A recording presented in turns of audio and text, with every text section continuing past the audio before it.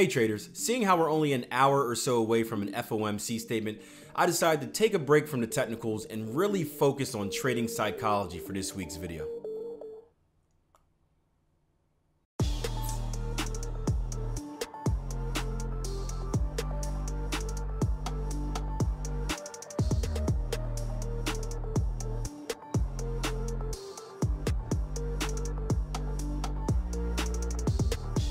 Hey traders, Akil Stokes here, Chief Currency Analyst and Head Trading Coach over at TradeEmpowered.com, and thank you once again for joining me for my Forex Weekend in Review video. If you are one of the 18,000 subscribers, thank you so much for the support. Every time you guys like, share, and comment, that does wonders for my page and getting the word out and informing new traders on what exactly we're trying to accomplish here at Trade Empowered. And if you're brand new, thank you for joining me. I hope you enjoy what you see here.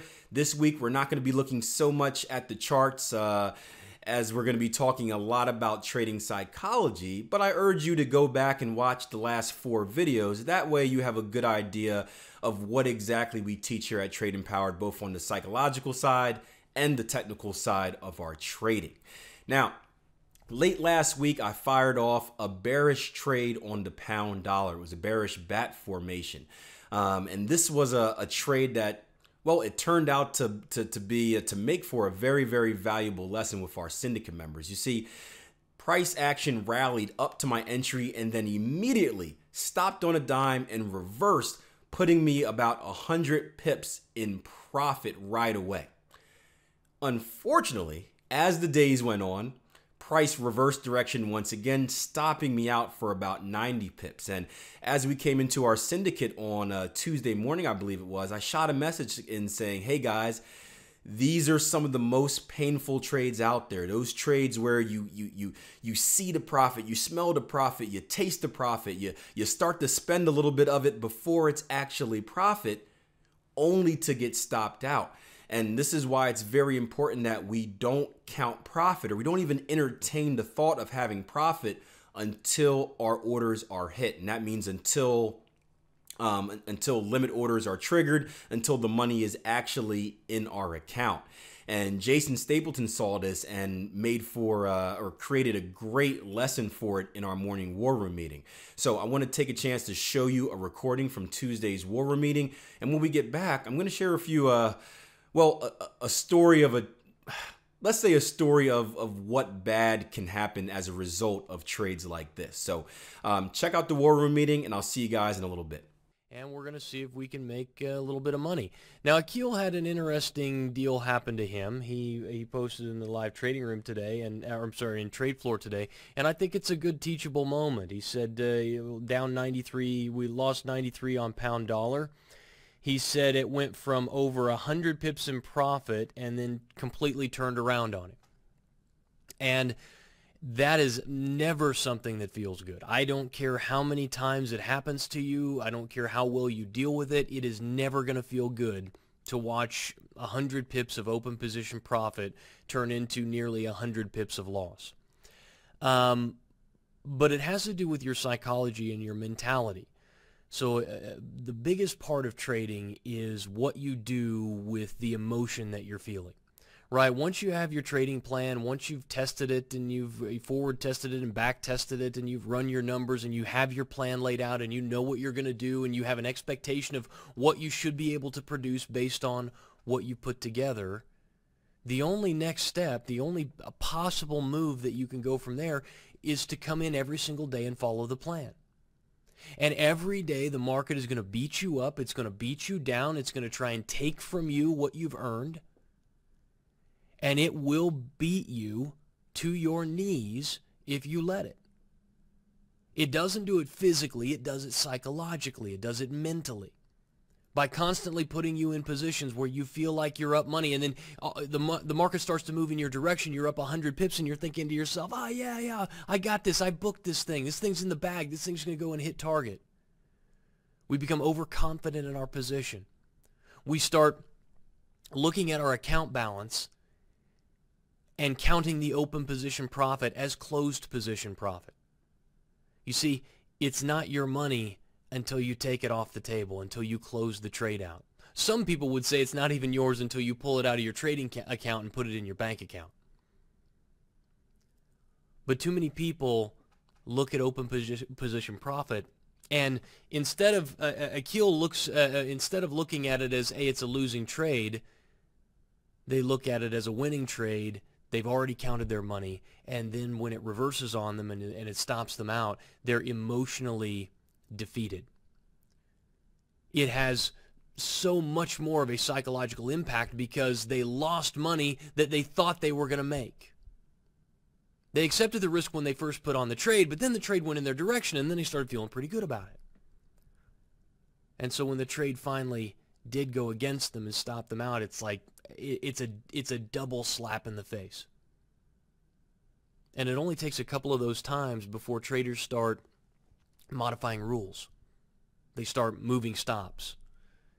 The market gets, they're supposed to get 200 pips of profit, but instead at 100 pips, they remembered what happened the last time it got 100 pips into profit, so they just start taking their profits early. Start rolling those stops to get real tight so that they're stopped out. Instead of allowing the market to either move in their direction and give them a full profit, they end up taking off their profit just as it moves into profitability. And guess what that does to your risk-reward profile? You see, I can look at this and I can say, oh yeah, I've got a 1.84 to 1 risk-reward. And I require, before I take a trade, a better than 1 to 1 risk-reward profile on a trend continuation trade. But what happens if I'm constantly taking off my profit when we get a quarter to my target? What have I done to my risk reward now? Well, now it doesn't really matter what I say my target is because I know, oh, I'm not going to take my profits off there at 12.18.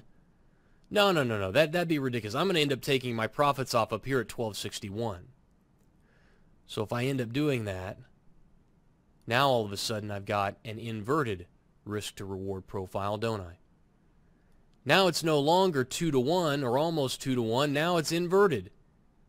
It's 0.72 to 1. What do you think that's going to do long term to your profitability?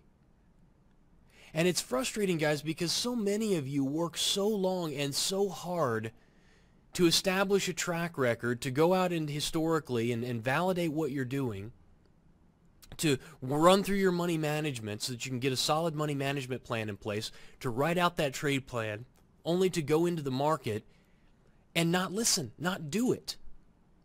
You're talking about, in some cases, months and months of work.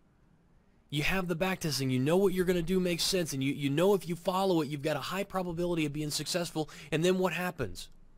You go out into real time, you let a couple of losses affect your ability to make decisions in the market and follow your plan.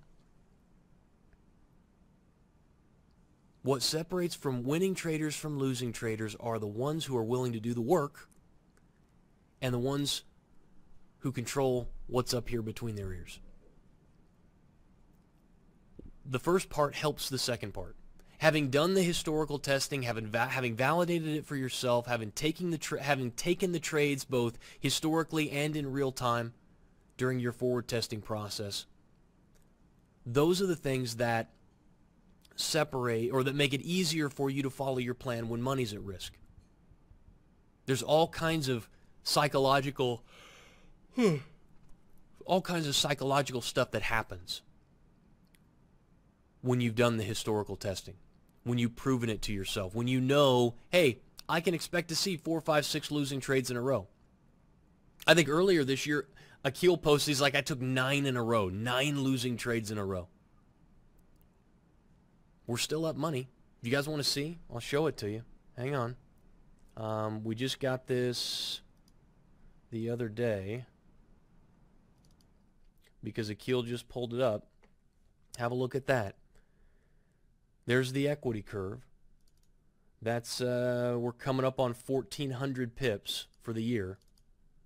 Okay? Akil took in there 9 losing trades. Look at what happened month 1. You guys see that month 1?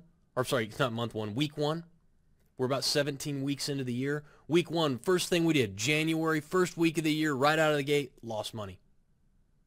Second week, we moved back up into basically break even to a little bit of profit, and then boom, week 3 into week 4, we're back down again.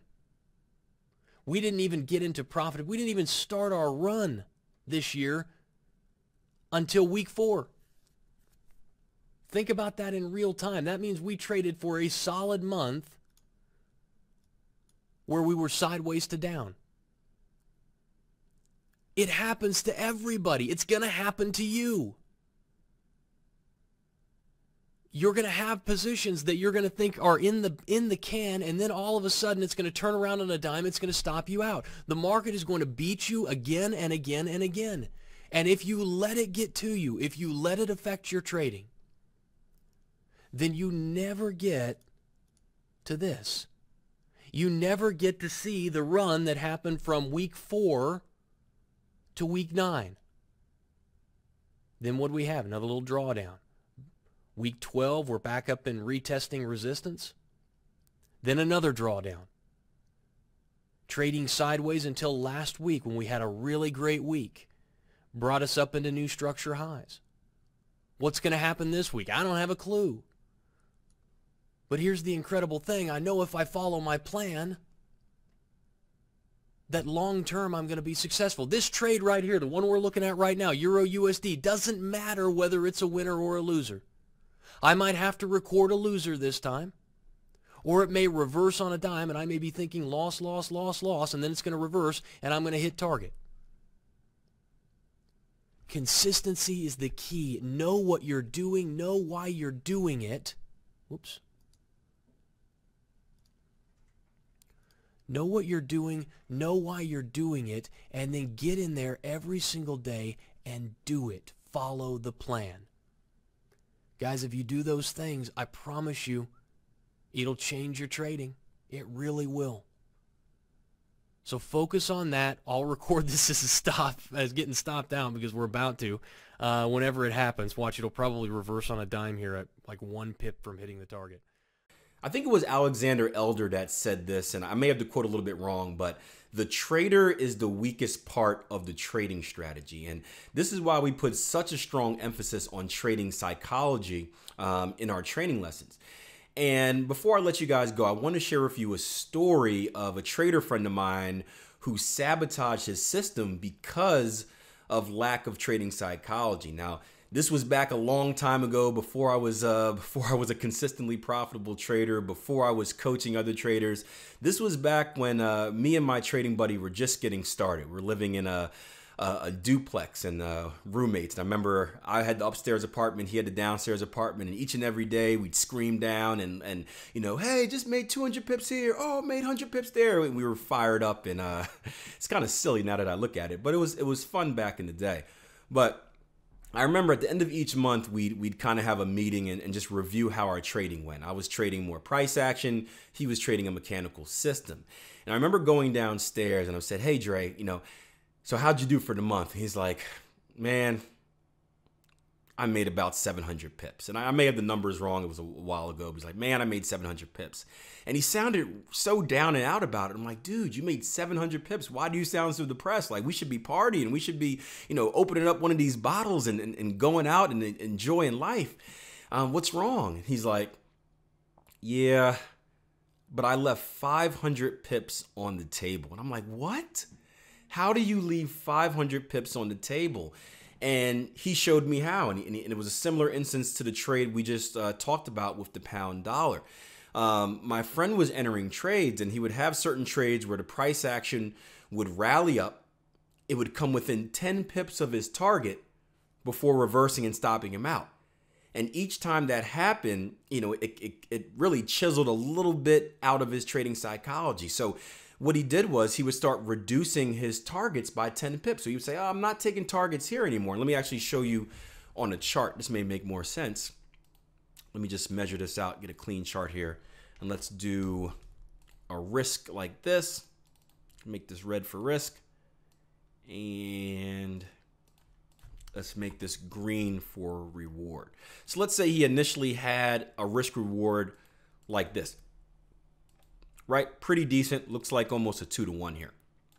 Well, he would have certain instances where, again, the market would come up, price action would come right to this level before reversing and stopping him out. And he would say, oh man, if I just would have had my targets a little bit lower, I would have made this many pips.